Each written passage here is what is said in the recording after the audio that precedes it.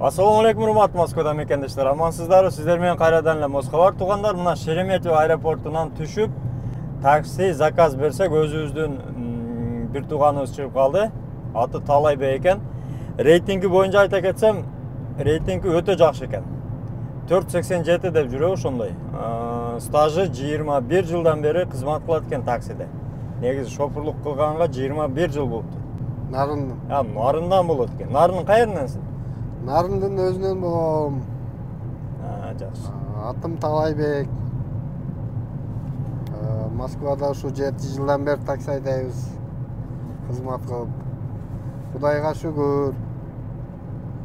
Азыр ошол узун жолду кыскартканча Талайбек менен кичине сүйлөшкөнчө маек куруп Москваны көрсөтө кетели туугандар. Негизи таксиде ушул Москвада иштегениңе 7 жыл болуп калыптыр, а? Таксиде иштегениме буюрса. Иштер кандай болуп атат? Эми иштер шүгүр эле, Кудайга шүгүр. Менет кылсаң результаты болот. Жаман иш дагы кыйын. Шүгүр эле. Баягы документ маселеси кандай болуп атат? Рейдтер жүрүп атат Москвада дейт, таксистерге кандай мындай кыйынчылык жокпу? Нелер текшерип атат, кантип текшерип атат дегендей. Утур эле тосуп аткандар көп деп атат, ошол боюнча айта кетсең. Рейд эми жылына 2 жолу болуп турат. Күзүндө, жазында болот. Документтердин туура болсо тийишпейт. Документтериң туура эмес болсо машинаны алып барып камап коет, штраф салат. Ошондо баягы силерге мисалы таксистерден правадан сырткары регистрацияны да көрөт да, азыр базаны текшерип атабы кандай? Базадан текшерген ал өзүнчө рейд да, бирок гаилер базаны текшербейт. Алар текшербейт, алар текшербейт. Праваны текшерет, машинанын документтерин текшерет. Анан в основном ППСтер менен кээде рейд болгондо чыгышат, регистрация текшерет. Документин жайында болсо унчукпайт. Жыл сайын эле рейд болот. Баягы акыркы күндөр баягы видеолор көбөйүп атат да, Талайбек. Баягы базадан текшеребиз деп ППСтер менен кошулуп туруп алып эле, жолдо туруп алып, анан аны деле планшетте текшербей ошол таксиден түшүрүп алып барып отделениеде текшеребиз деген видеолор боюнча.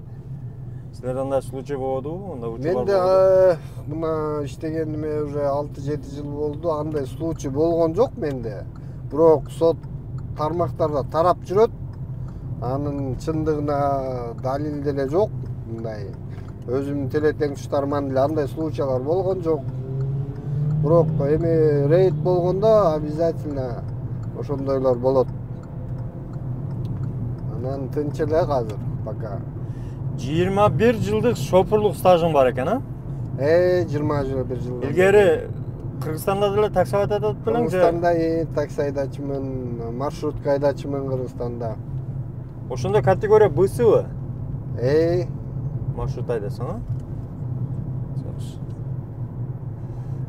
Баягы Москванын өзү негизи азыр айлыктары кандай болуп атат? Жакшы эле чыгып атабы? Мындай заказдар жакшы эле берилип атабы? Кандай болду? Яндекс алдабай эле мындай бонус ары берилер жакшы эле берип атабы? Бонус берип атат. Азыр данный моментте ушу бонус толтуруп аткан учурум. 97 заказ берди бул жумада. Ошону аткарсаң 12 000 бонус берет. 12 000 бонус, 12 000 рубль да? 12 рубль. Ай сайын бир жолу берип турат бонус. Өтө жакшы экен. Айлык канча чыгат ошондо примерно среднем?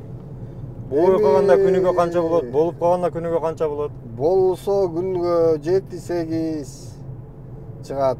Андан тышкары бензинин кетет, машинанын арендасы кетет. Ошентип 4 000 калат да.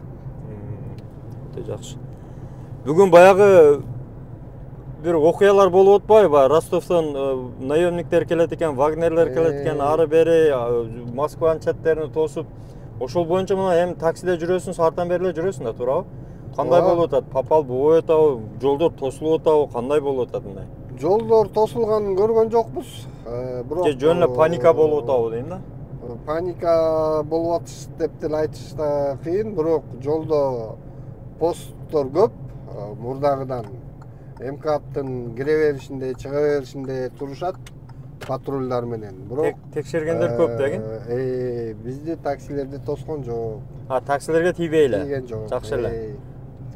В основном бирок посто гаилер солдаттар эмес, ППСтар автоматтар менен турат. Даяр турушат деген. Анан ал жагын калганын билбейт экенбиз, анан эмне болот мындан ары. Жо, негизи тынчыды дейт, азыр эми баягы договорлор эме соглашенияга келип, президент менен соглашенияга келип эми тынчып калат буюрса. Анан эмеден аэропорттон көп заказ түшөбү? Кайсы райондордо көп иштейсиң? Негизи район кайсы? Мен Москва ичи полный эле иштей беребиз. Москва ичинде аэропортко заказ түшсө, аэропорттон кайра заказ чыгат. Бат эле көп турбайсың. 5 мүнөттүн ичинде эле чыгат кайра заказ.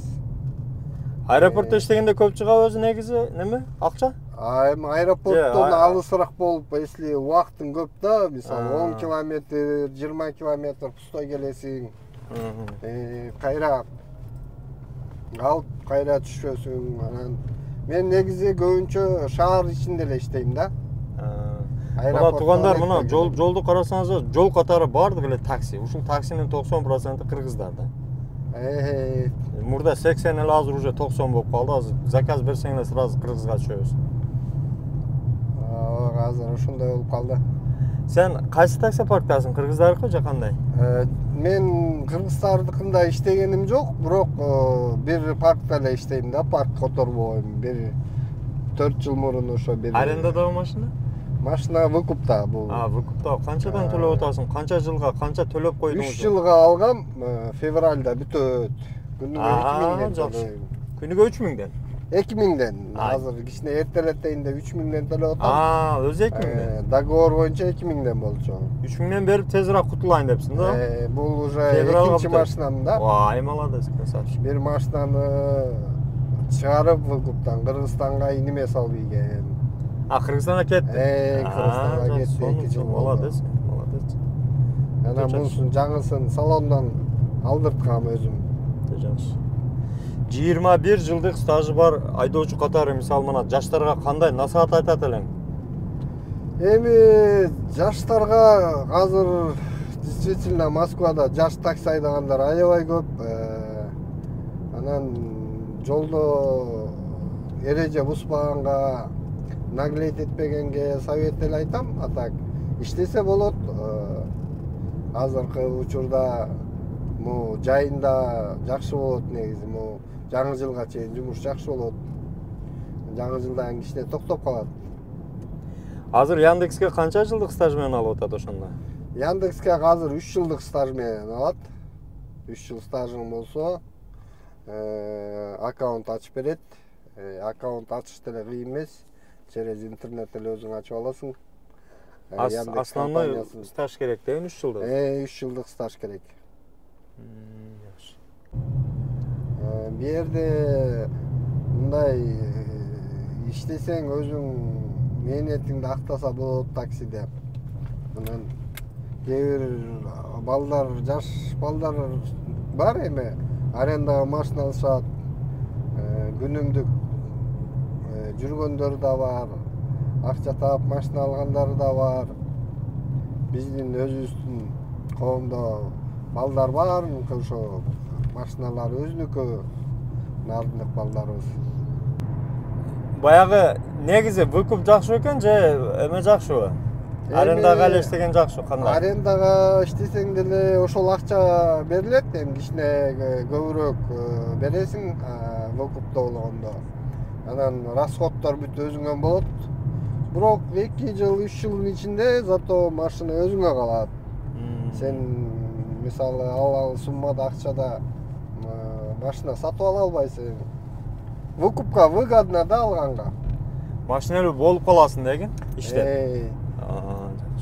Выкуп күнүмдүк акчаңа, расходторуң акча деле чыгат, машинаңа выкупуна деле акча чыгат. Эми совет берет элем көбүнө эле ушу такси тармагында иштейм дей турган адам болсо, жакшы компаниялар менен сүйлөшүп эле выкупка алып иштесе жакшы да. Кийин машина өзүнө кааласа сатып ийет. Кааласа Кыргызстанга кетип калат. Только иштеш керек. Таксиде иштейм дегендерге кызык да, мисалы болбой калганда бир айда канча чыгат? Эң көп тапканың канча болду мисалы?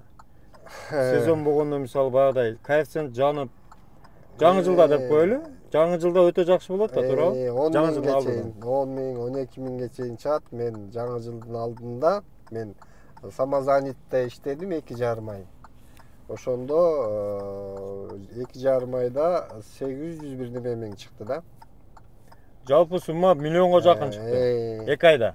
2,5 ай, 3 айда. 3 айда миллионго жакын. Анда смен сатып алып иштечүбүз. Смен 1,5 миң аласың, 12 саат Яндекс комиссия албайт. Ошондо иштедик. Ошондо мисалы таза киреше канча калды? Расход ошол Яндекстин эмеси жок. Расход, бензин, ары бери, налог салыктан баарын алганда 3 айда мисалы. Ошондо где-то 600 миңдей калды да. Демек, бөлгөндө примерно 200 миңден тийиптир да? Среднем 200 миңден тиет экен да, жакшы болгондо. Анан эми болбой калды деп мисалы баягыдай сезону жок, заказ жок дегенде канча болот мисалы? Заказ жок дегенде 60-70 чыга? 6 айына чыгат, 60-70 жөнүндө чыгат. Спокойно чыгат, приложениядан деле көрсөк болот. Ошол баягы расходдон сырткары чөнтөккө калган акча 60-70 чыгат. Болбоду деген. Болбоду дегенде чыгат. Өтө жакшы. Демек туугандар, мына уктуңуздар, эгерде такси тармагында иштейм десеңиздер, ушул стажга дагы карайт экен, анан кийин сөзсүз рейтингти дагы Яндекс эске алат да, туурабы? Рейтингти карайт. Рейтингти карайт. Рейтинг жакшы болсо, эмелерди жакшы берет экен, заказдарды. Мына заказдардын Талайбектин аккаунтунда бир көрсөтүп кое берели мына. Рейтинг 4.92 экен. Ооба, 4.92. Активность 90 экен. Золото экен уровень. Көрдүңөр, уровень да бар экен. Анда бонусу толтурса жакшы эле чыгат экен, да демек. Талайбек, маегиңе чоң рахмат икам. Алла разы болсун, иштериңе ийгилик болсун, берекелүү кылып иштей беришин деп элдин кызматына жүрө бер. Мына Кудай кааласа Москвада түн бир окум болуп калды, саат деле 11ге чамалап калды. Азыр коэффициент жанды да? Могу коэффициент күйүп турган кез да. Коэффициентти көрдүңөрбү? Фиолетовый болуп күйүп жатат. 4-4ке чыкты. 4-4. Максимальный 5ке чыгат да? Максимальный 5ке чыгат. Демек, почти максимальный немеге жакындап калыптыр уровеньге. Аман болуңуздар туугандар. Бөтөн жерде бөдө кырсыктан Аллахым өзү сактасын. Таксилерге да этият болуп, жолдо жүргөндө этият болуп айлаңыздар, шашпаңыздар. Баарыңыздар аман болуңуздар туугандар. Талайбек сага рахмат. Сак саламат болуңуздар. Ассаламу алейкум ва рахматуллахи ва баракатух. Ва алейкум ассалам. Урматтуу мекендештер, сиз чек арага ишеничтүү барууну, жегерде чыкты жазап таза документ менен жүрүүнү кааласаңыз, анда ишеничтүү айдоочу Мухиддин кызматта. Ортомчусуз стаканса чек арага өз алып кирип алып чыгат. Заманбап комфорт машинада жылуу жумшак барып келесиз. Ак кеме же Москвардан келдим десеңиз, бекер кара тизмеден текшерип документке жардам берет. 24 саат WhatsApp жана байланыш +8 926 213 00 60 +8 965 402 93 Мухиддин.